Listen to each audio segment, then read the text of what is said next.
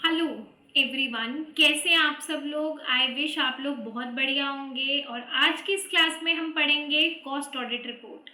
हमने पढ़ लिया है काफ़ी कुछ, कॉस्ट ऑडिट के बारे में भी हमने पढ़ा था, कॉस्ट ऑडिटर कौन होता है और भी बहुत कुछ हम टॉपिक्स ऑलरेडी ऑडिट में पढ़ चुके हैं।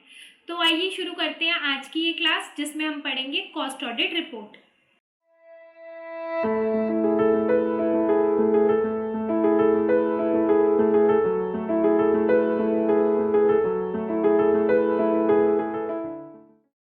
Cost audit report, cost auditor जो रिपोर्ट देता है कंपनी को, उन कंपनीज की बात कर रही हूँ जहाँ पे कॉस्ट ऑडिट करवाया जाता है।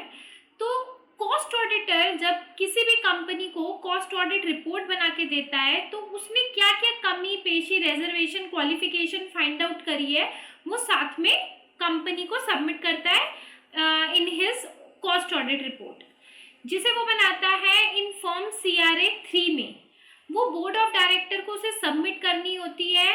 फाइनेंशियल ईयर जब कंप्लीट होता है, दैट इज 31 मार्च के आगे 6 महीने के अंदर अंदर बोर्ड ऑफ डायरेक्टर्स को ये रिपोर्ट सबमिट करनी होती है।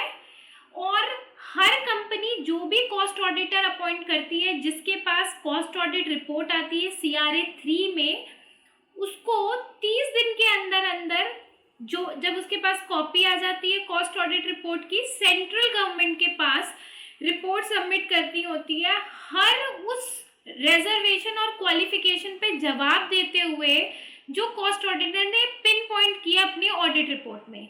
यानी कि cost auditor board of director को 180 दिन यानी कि 6 महीने के अंदर अंदर रिपोर्ट देता है।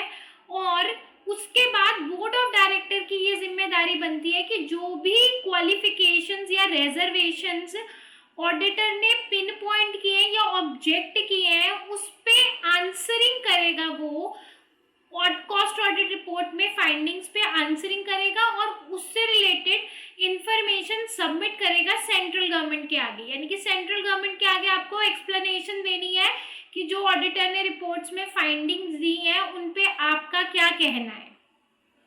और ये आप करोगे इन फॉर्म CRA 4, और साथ में जो भी स्पेसिफाइड फीस लगती है वो साथ में लगा के। तो बेसिकली इस पॉइंट में हमने ये समझा कि जो कॉस्ट ऑडिटर होता है उसे कॉस्ट ऑडिट रिपोर्ट जमा करनी होती है CRA 3 फॉर्म में बोर्ड ऑफ डायरेक्टर को, कब? फाइनेंशियल ईयर खत्म होने के 6 महीने के अंदर अंदर, that is in with in 180 days.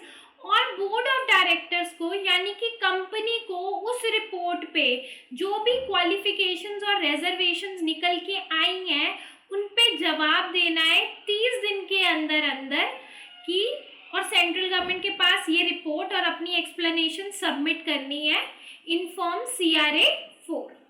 ये होती है कॉस्ट ऑडिट रिपोर्ट।